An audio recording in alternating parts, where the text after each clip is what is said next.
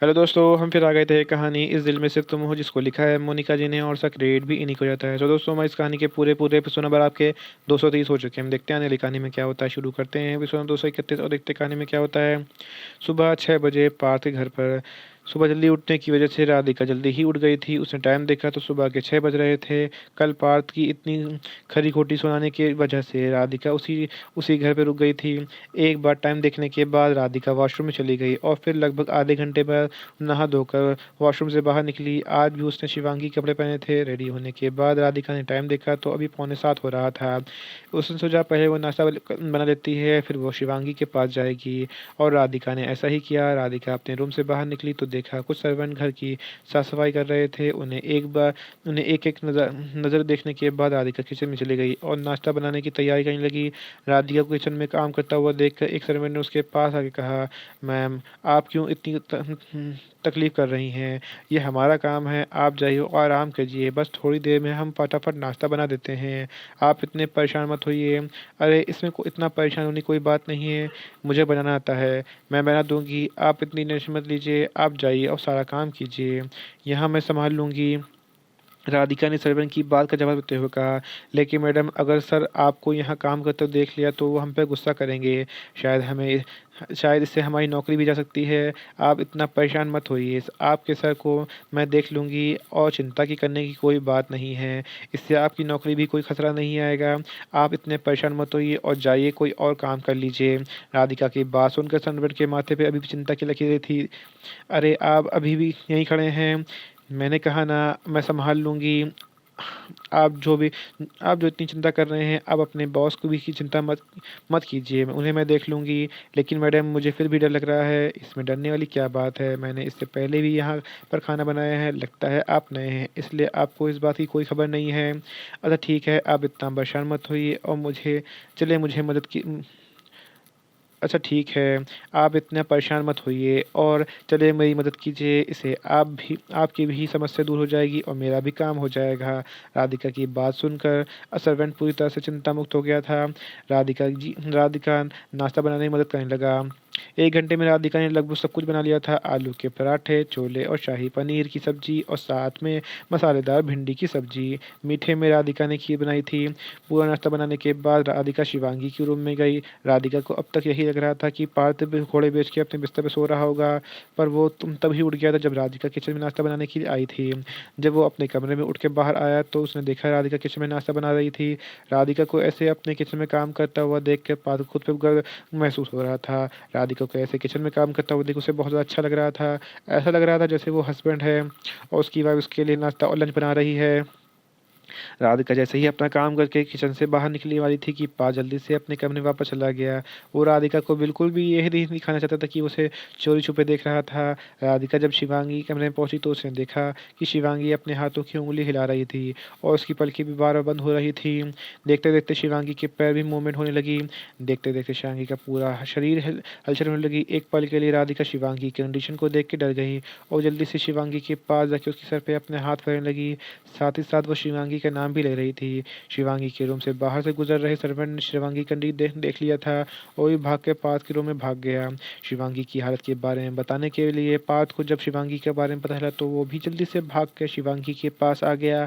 पार्थ ने देखा कि राधिका शिवांगी को संभालने की कोशिश कर रही थी, लेकिन राधिका शिवांगी को बिल्कुल बिल्कुल भी संभाल नहीं पा रही थी। पार्थ ने जल्दी से शिवांगी को अपनी बाहों में उठा लिया और रूम से बाहर लगाने लगा। राधिका भी पार्थ के पीछे जा रही थी। लगभग 1 घंटे बाद उनकी गाड़ी हॉस्पिटल के बाहर आकर रुकी और देखते ही देखते डॉक्टर ने शिवांगी को एडमिट कर लिया था और अभी भी उसका इलाज कर रहे थे। राधिका और पार्थ रूम के बाहर खड़े डॉक्टर के आने का वेट कर रहे थे। सच में बहुत ज़्यादा चिंता हो रही थी शिवांगी को लेकर। वो मन में भगवान से प्रार्थना कर रही थी कि शिवांगी फिर भी जैसी थी वैसे ही हो जाए। अभी उसकी उम्र ही क्या है। राधिका हॉस्पिटल में बने मंदिर में जाके भगवान के आगे खड़ी होकर शिवांगी के लिए प्रार्थना करने लगी। यहीं पे कहानी का एपिसोड नंबर आपका 231 कंप्लीट होता है। मुझे लगता वक्त तो मैं इसी में कहानी का एपिसोड 232 ऐड करता हूँ। देखता हूँ कहानी में क्या होता है। अगले 3 न अब आगे 3 दिन बाद 1 बजे राधिका घर पर। शिवांगी की तबीयत अब पूरी तरह से ठीक हो चुकी थी। वो नॉर्मल इंसान की तरह बिहेव कर रही थी। जैसे चलना, उठना, बैठना, खाना, पीना, बिल्कुल बिल्कुल, अब एक नंबर एक लड़की की तरह बिहेव कर रही थी, उसे देख के ये समझ पाना है बहुत मुश्किल था कि उसकी अभी तबीयत भी खराब हुई थी। शिवांगी को फिर से अपने पैरों पे चलता हुआ देख के राधिका फूले नहीं समा रही थी। वो सबसे ज़्यादा खुश थी, शिवांगी को अपने पैरों पे चलता हुआ देखकर उसे सबसे ज़्यादा खुशी थी। और पार्थ भी बहुत खुश था अपनी बहन को पास वापस से ठीक होके देखकर। उसकी उम्मीद तो लगभग टूट चुकी थी, लेकिन फिर एक चमत्कार सा हो गया। डॉक्टर के कहने पर शिवांगी को 2 दिन तक हॉस्पिटल में रहना पड़ा, लेकिन अब उसकी तबीयत पूरी तरह से ठीक हो चुकी थी। शिवांगी जब पूरी तरह से ठीक हो गई तो राधिका बिना किसी को बताए हॉस्पिटल से वापस अपने घर आ चुकी थी। इस बात को लगभग 2 दिन हो चुके थे, लेकिन पार्थ और राधिका की इन 2 दिनों में एक बार ही बात नहीं हुई थी। बात तो दूर की बात, दोनों एक दूसरे को देखा भी नहीं था। राधिका को इस बात की खुशी है कि अब पार्थ उसे पहले जितना नफ़रत नहीं करता होगा। राधिका को इन दोनों भाई-बहनों की ज़िंदगी से दूर रहना ही ठीक था, इसलिए वो 2 दिन से ऑफ़िस भी नहीं गई थी। अगर वो ऑफ़िस जाएगी ज़रूर सामना पार्थ से होगा और वो फिर से उसे बहुत सारे सवाल पूछेगा, जिनका जवाब जिनका राधिका बिल्कुल भी जवाब नहीं देना चाहती थी, ना ही वो पार्थ से फ़ेस करना चाहती थी। राधिका अब जल्दी से जल्दी ऑफ़िस से रिज़ाइन करना चाहती थी, जिसके लिए उसने अजय से हेल्प भी मांगी थी। राधिका को उम्मीद थी कि अजय ज़रूर उसकी हेल्प करेगा। उसने दूसरी कंपनी में जॉब के लिए अप्लाई कर दिया था। राधिका को यही लग रहा था कि वो बिना बात को बताए कंपनी में रिज़ाइन कर देगी। लंच करने के बाद राधिका रेडी होकर शॉपिंग के लिए निकल गई। उसे अपने लिए कुछ ज़रूरी कपड़े लेने थे। अपने साथ चलने के लिए राधिका ने प्रिया को कई बार कॉल किया, लेकिन उसका फ़ोन आउट ऑफ नेटवर्क एक एरिया बता रहा था। इसलिए राधिका अकेले ही शॉपिंग जाने के लिए निकल गई। दूसरी तरफ पार्थ के ऑफ़िस में पार्थ अपनी चेयर पर बैठा लैपटॉप पे कुछ काम कर रहा था। वो पूरी तरह से अपने काम में डूबा हुआ था कि फ़ोन की रिंग से उसका ध्यान टूट गया। पार्थ के फ़ोन पे स्क्रीन पर शिवांगी का नाम शो हो रहा था। बिना देरी किए हुए पार्थ ने जल्दी से शिवांगी की कॉल को पिकअप कर लिया। "भाई, क्या आप अभी फ्री हो?" कॉल की पिकअप होते ही दूसरी तरफ से बहुत मीठी और प्यारी सी आवाज़ आई। शिवांगी की आवाज़ सुनकर पार्थ के चेहरे पे मुस्कान आ गई। उसने अपने एक हाथ से अपने माथे को सहलाया।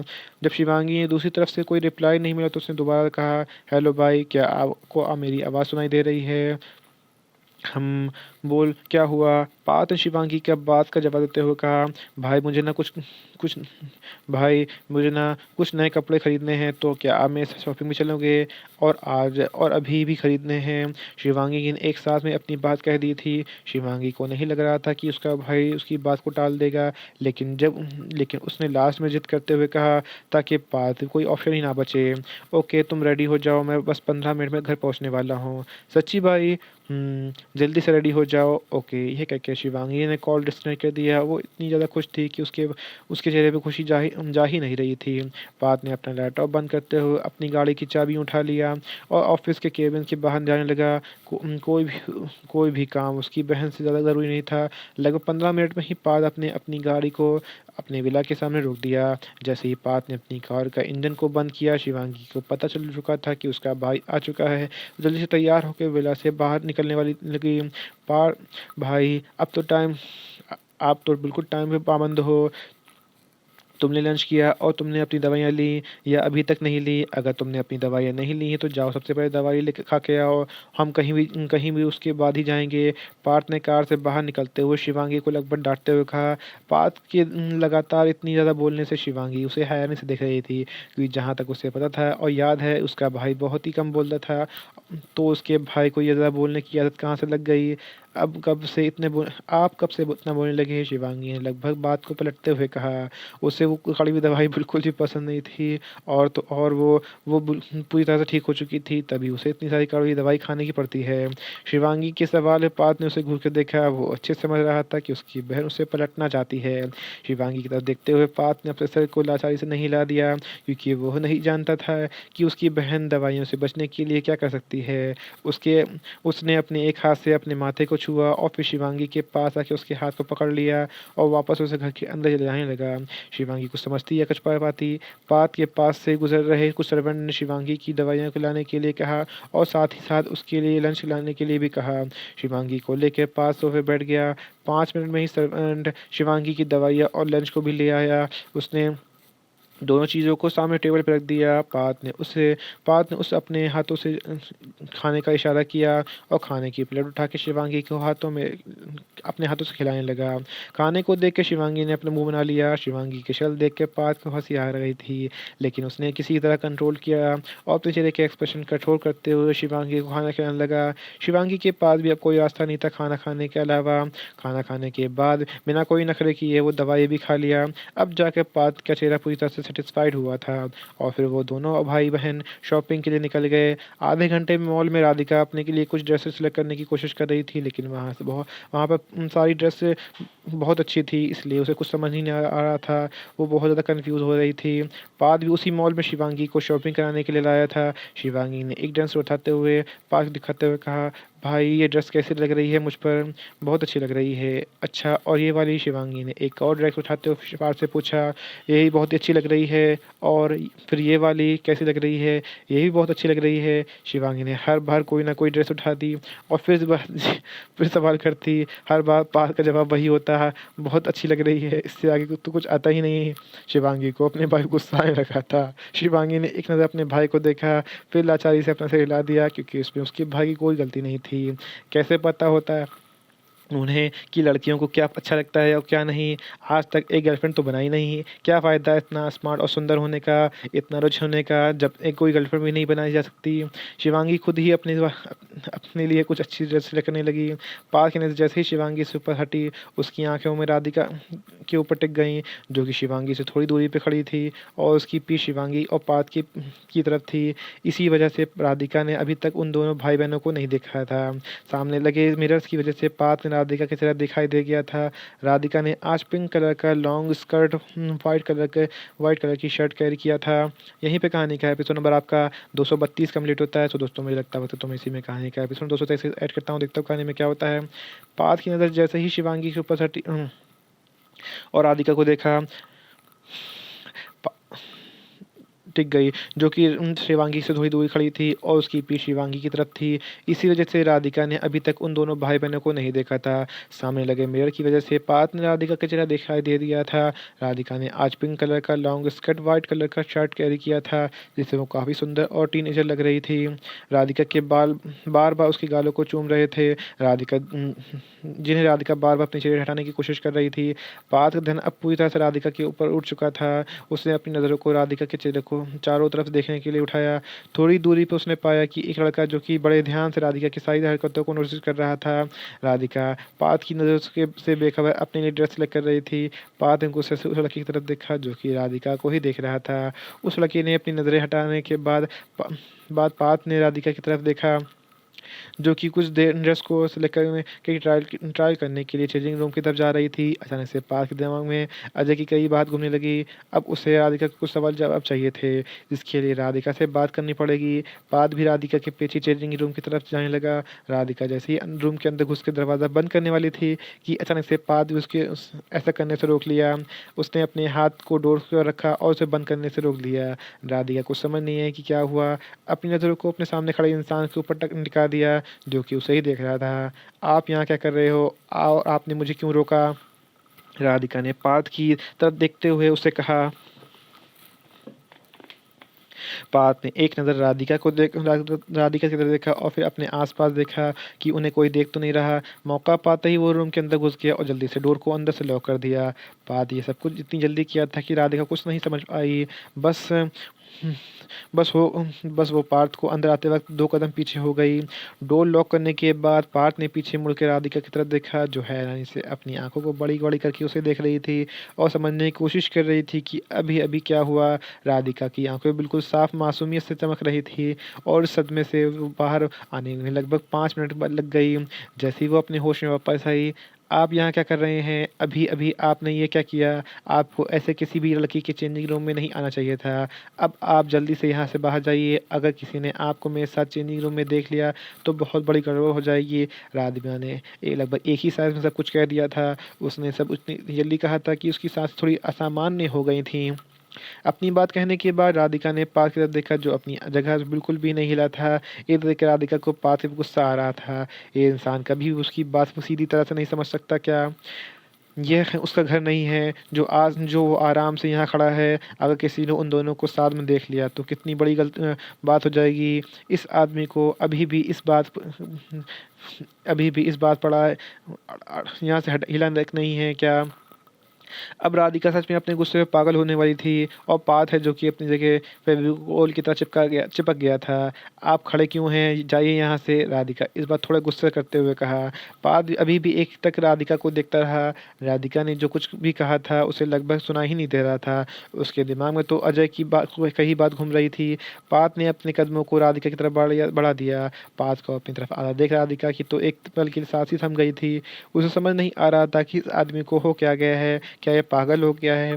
पार्थ जब राधिका के पास आ रहा था तो राधिका अपनी जगह से बिल्कुल भी नहीं हिली।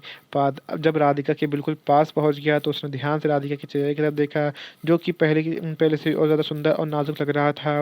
राधिका की घनी पलकें, उसकी छोटी सी नाक, बड़ी बड़ी काली सी आंखें जो पार्थ को उसमें खो जाने के लिए मजबूर कर रही थी। राधिका को छोटा सा प्यारा सा चेहरा। 3 दिन हो गए हैं उसे इस चेहरे को देखे बिना। पार्थ का यूं खामोश देख के राधिका का गुस्सा तो और ज़्यादा बढ़ चुका था। अब आप क्या सोच रहे हैं, अगर हमें यहाँ किसी और ने देख लिया तो सब हमारे बारे में गलत ही सोचेंगे।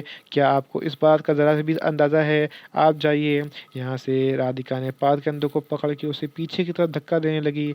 राधिका की ऐसे करने से पार्थ ने अपने कदमों को थोड़ा सा पीछे कर लिया। जैसे ही वो डोर के पास पहुंचे, राधिका ने अपने हाथ को उठाया ही था कि डोर खोलने के लिए कि अचानक से पार्थ ने उसके उस हाथ को पकड़ कर अपने कंधे के ऊपर रख लिया और अपने एक हाथ से उसकी कमर पकड़ के डोर से चटा दिया और पल भर में राधिका के होठों पे अपने होठ रख दिए और धीरे धीरे उसके होठों को किस करने लगा।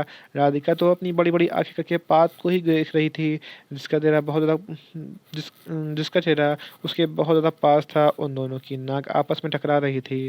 पार्थ राधिका को हैरानी से बड़ी बड़ी आंखों से देख रही थी। जहाँ राधिका की आंखें हैरानी थी वहीं पार्थ की आंखों में खुशी चमक रही थी। पार्थ ने राधिका की आंखों में देखते हुए उसके होठों को बाइट कर लिया। पार्थ के ऐसा करते ही राधिका की पकड़ उस कंधों पे कस गई। राधिका ने पार्थ के छूटने के लिए दूर होने लगी और खुद से धक्का देने लगी, लेकिन पार्थ की पकड़ से छूट पाना राधिका के लिए इतना आसान नहीं था। लगभग 15 मिनट बाद तब जाकर पार्थ को रियलाइज़ हुआ कि राधिका को सांस लेने में दिक्कत हो रही है, तो उसने अपनी आंखों से इशारे से राधिका को सांस लेने के लिए कहा, लेकिन राधिका ने कोई भी रिस्पॉन्स नहीं किया। उसके बाद पूरी तरह से ब्लैंक हो चुका था। जब राधिका बिल्कुल भी सांस नहीं ले पा रही थी तो पार्थ ने राधिका के होठों को बाइट करते हुए छोड़ दिया, लेकिन उसकी पकड़ अभी भी राधिका के पैरों पर मजबूत थी।